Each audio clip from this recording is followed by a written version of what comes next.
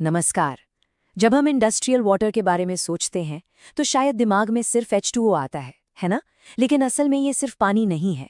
ये कह सकते हैं एक बहुत ही कॉम्प्लेक्स केमिकल माहौल है जिसे लगातार मैनेज करना पड़ता है। तो आज हम इसी नाजुक बैलेंसिंग एक्ट को समझने की कोशिश करेंगे। वो खेल जो बड़े बड़े प्लांट्स के अंदर हर सेकंड हर पल चलता रहता है। अच्छा, जरा सोचिए, हर इंडस्ट्रियल पाइप के अंदर, हर बॉयलर में एक अनदेखी लड़ाई चल रही है लगातार। एक तरफ है क्षरण, मतलब कोरोजन, जो धीरे धीरे मेटल को खा जाता है, और दूसरी तरफ है स्केलिंग, जो पाइपों को अंदर से ब्लॉक कर देती है। तो ये एक ऐसी जंग है जो कभी खत्म नहीं होती, और इसे कंट्रोल करना ही सबसे बड़ा चैलेंज है। तो इस पूरे कॉम्प्लेक्स बैलेंस को समझने के लिए हमारा सफर इन 5 हिस्सों में बटा होगा। पहले हम समझेंगे कि ये लड़ाई का मैदान आखिर है क्या। फिर जानेंगे कि इसके मुख्य खिलाड़ी कौन हैं और उन्हें कंट्रोल करने के हथियार क्या हैं। इसके बाद हम क्षारीयता की दुविधा को समझेंगे और आखिर में देखेंगे कि स्थिरता बनाए रखने की असली कीमत क्या होती है। तो चलिए सीधा उतरते हैं इस केमिकल बैटल ग्राउंड में। ये वो असल समस्या है जिसका सामना एक प्लांट ऑपरेटर हर रोज करता है, और यहाँ एक छोटी सी भी गलती की कोई गुंजाइश नहीं होती। तो ये हैं वो दो दुश्मन जिनके बीच पानी की हर बूंद फंसी हुई है। एक तरफ है कोरोजन, जहां पानी एसिडिक होकर मेटल को धीरे धीरे खा जाता है, और दूसरी तरफ है स्केलिंग, जहां पानी के मिनरल्स जमा होकर पाइप्स और मशीनों को जाम कर देते हैं। सारा का सारा खेल इन्हीं दोनों के बीच बैलेंस बनाने का है। अब सवाल ये उठता है कि इस पूरी लड़ाई को चला कौन रहा है, मतलब कौन है वो मेन फोर्सेस। तो चलिए मिलते हैं हमारी कहानी के दो मुख्य खिलाड़ियों से जो इस कोरोजन और स्केलिंग के खेल को कंट्रोल करते हैं। तो सबसे पहला और सबसे अहम है पीएच। इसको ऐसे समझिए कि ये पानी का मूड है। अगर पीएच कम हुआ, मतलब पानी का मूड एसिडिक हो गया, तो ये कोरोसिव हो जाता है, मतलब धातु को खाना शुरू कर देता है। और अगर पीएच ज़्यादा हो गया तो पानी एल्कलाइन हो जाता है, और फिर ये अपने अंदर के मिनरल्स को जमा करना शुरू कर देता है। और बस वहीं से शुरू होती है स्केलिंग। और हमारा दूसरा खिलाड़ी है पानी की कठोरता, यानी कि हार्डनेस। इसे आप स्केलिंग के लिए गोला बारूद मान सकते हैं। ये होता है पानी में घुले कैल्शियम और मैग्नीशियम आयनों की वजह से।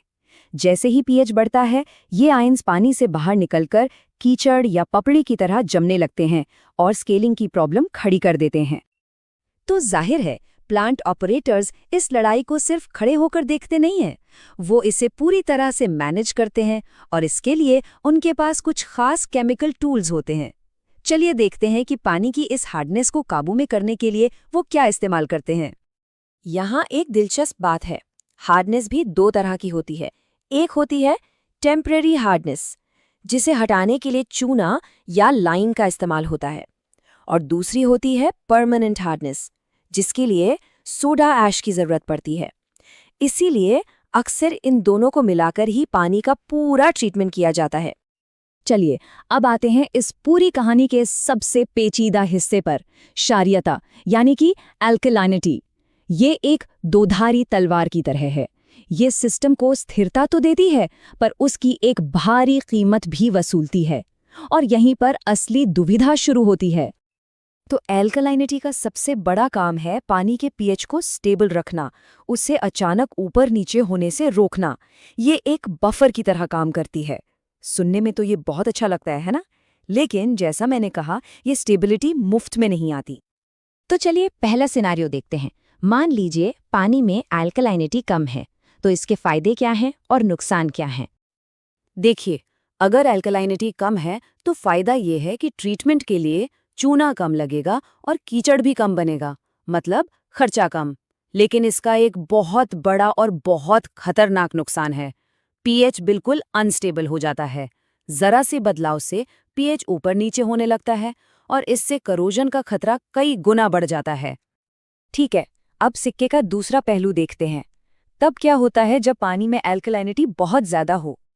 हाई एल्कलाइनिटी का सबसे बड़ा प्लस पॉइंट है स्टेबिलिटी। पीएच एक रेंज में बना रहता है, जिसके कारण कोरोजन का रिस्क बहुत कम हो जाता है।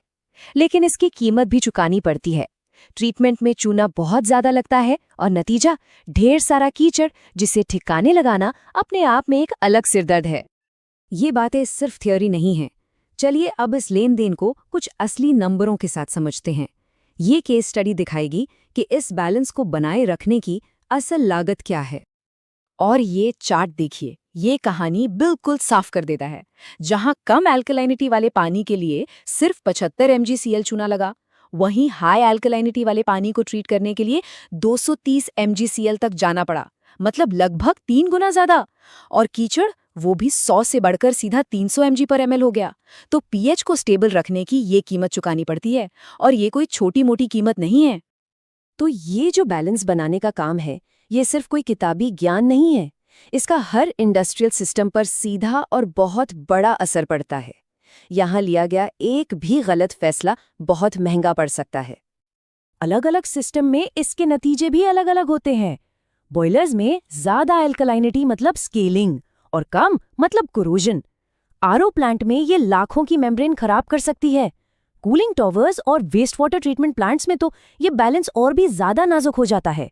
मतलब दांव पर बहुत कुछ लगा होता है।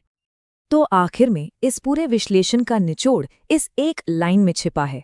ज्यादा एल्कलाइनिटी का मतलब है स्केलिंग, कम एल्कलाइनिटी का मतलब है करोजन, और इन दोनों के बीच सही बैलेंस ढूंढना ही असल में जीवन रक्षक है, या कहिए प्लांट रक्षक है। और ये हमें एक बहुत बड़े सवाल पर लाकर छोड़ देता है ना, कि इंजीनियरिंग में और शायद जिंदगी में भी अक्सर कोई परफेक्ट जवाब नहीं होता। हमें बस सबसे कम बुरे ऑप्शन को चुनना होता है। ये जो बैलेंस बनाने का खेल है ना, ये सिर्फ पानी की केमिस्ट्री तक ही सीमित नहीं है, ये तो हमारे चारों तरफ चल रहा है। इस पर जरूर सोचिएगा।